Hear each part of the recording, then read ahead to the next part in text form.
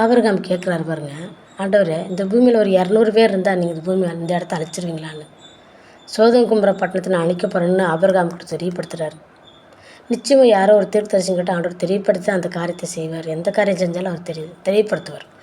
அப்போ ஆபிரகாம் கிட்ட தெரியப்படுத்தும் போது ஆபிரகாம் சொல்கிறார், ஆண்டவர் ஒரு 200 பேர் இருந்தால் நீங்கள் அழிச்சிருவீங்களா ஆண்டவரேன்னு. இல்லைன்றாரு. மன்னிச்சுக்காங்க ஆண்டவரே. ஒரு 150 பேர் இருந்தால் அழிப்பீங்களா ஆண்டவரேன்னு. இல்லைன்றாரு. ஆண்டவரே ஒரு 100 பேர் இருந்தால் அழிப்பீங்களா ஆண்டவரே. நிச்சயம் நான் அழிக்க மாட்டேன்றார்.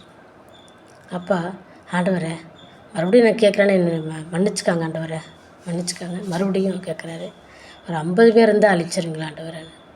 ஆண்டவர் தெரியுங்க, ரோத்தின் குடும்பம் அங்கே இருக்குதுன்றதுக்காக தான் இவர் இவ்வளோ போராடுறாருன்றது தெரியும். அதனால தான் மக்களை மற்றவங்களுக்காக நம்ம போராடி ஜெபிக்கும்போது நிச்சயம் நம்மளோட ஜெபத்தை ஆண்டவர் கேட்பார். நம்மளோட வேதனைகள் நம்மளோட துக்கங்கள் அவர் என்ன பண்ணுவார், நிவர்த்தி பண்ணுவார். மக்களை பாருங்கள், கன்னியாகுமரி மாவட்டத்தில் ஒரு சபையை இழுத்து சாத்திட்டாங்க. அவர் ரோடு போட்டு கொடுத்துக்கிறாரு அந்த ஜனங்களுக்கு. தண்ணி இல்லாதவங்களுக்கு தண்ணி வர வச்சுருக்கிறாரு.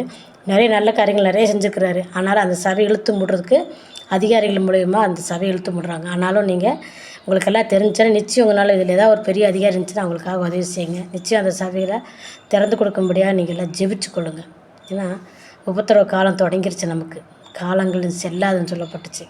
அதனால தான் உபத்திரவங்கள் வரும்போது நிச்சயமாக ஆண்டவரோட வருகை சமீபமாக இருக்கும். ஆனாலும் ஆண்டவர் அறிக்கை ஏன் முன் வராமல் இருக்கிறாங்கன்னா, இந்தியாவுக்கு சில நல்லதுக்காக ஆண்டவர் விட்டு வச்சுக்கிறார் நம்மள எல்லாத்தையும். காரணம் அழிவின் காலம் தொடங்கிருச்சு. ஆனாலும் நம்மளெல்லாம் ஏன் வச்சுக்கிறாருன்னு யாரோ ஒருத்தர் நமக்காக வேண்டிகிட்டு இருக்கிறாங்கன்னு நீங்கள் எல்லாம் தெரிஞ்சுக்கோங்க மக்களை.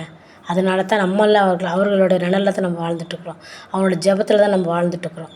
அது மாதிரி நல்லோருக்கு பேய் மழை எல்லோருக்குன்னு சொல்லப்பட்டிருக்குது. அது மாதிரி தான் அவங்களோட ஜெபத்தினால தான் நம்ம வாழ்ந்துட்டுருக்குறோன்றதை மறந்தே போயிடாதீங்க மக்களை.